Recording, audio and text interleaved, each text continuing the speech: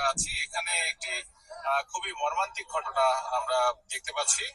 দুপুর এতক্ষণ আসলে আমরা কম বেশ সবাই জানি রাজশাহীর যে শিশুটা সাজিদ একটা গভীর নলকূপে পড়ে যায়। আসলে আমি এর আগে একটা ভিডিও করছিলাম সৌদি আরবে, মানে রাস্তার পাশে কাজ নিয়ে কিভাবে সতর্কতা অবলম্বন করতেছে, মানে কিভাবে সেফটি দিচ্ছে। তখন আমাকে আমি এত পপুলার মানুষ না, তারপরে এক ভাই আমাকে ছোট করে কমেন্ট করে বলতেছে যে আপনি নিজের দেশকে ছোট করতেছেন বা সুনামি করার জায়গা পান না, এরকম একটা কমেন্ট করছিল।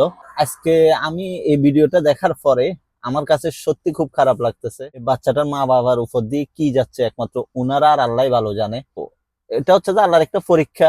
তারপরেও যদি আমরা সবকিছুতে সেফটি অবলম্বন করি, এটা একটা গ্রামের মধ্যে নলকূপ যেটা পরীক্ষামূলক ভাবে খনন করা হয়েছিল, কিন্তু এটা মুখ বন্ধ করা বা কোনো একটা সেফটি ব্যবহার করা, এটার সাথে যারা সংশ্লিষ্ট আছে তাদের আসলে উচিত ছিল একটা সেফটি ব্যবহার করা।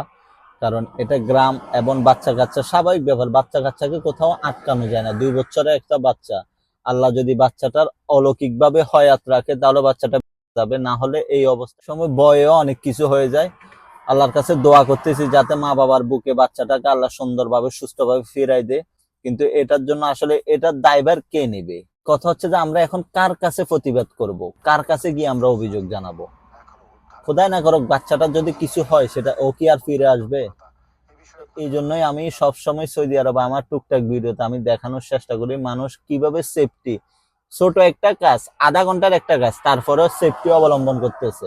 আমার যদি পেজে বা আমার প্রোফাইলে গিয়ে দেখেন এরকম অনেক ভিডিও আছে যেগুলো সেফটি দিচ্ছে, কিভাবে কাজ করতেছে, ওইটার উপরে আমি অনেক টুকটাক ভিডিও করছি। আসলে এগুলো উচিত, কারণ অনাকাঙ্ক্ষিত একটা বিপদের জন্য সারা জীবনের কান্না হয়ে যায়। আল্লাহ মাফ করুক, বাচ্চাটা যদি কিছু হয়ে যায় তার মা বাবা সারা জীবন এটা নিয়ে ভুগবে যে না, আমার বাচ্চাটাকে আমি কেন সেভ করতে পারলাম না।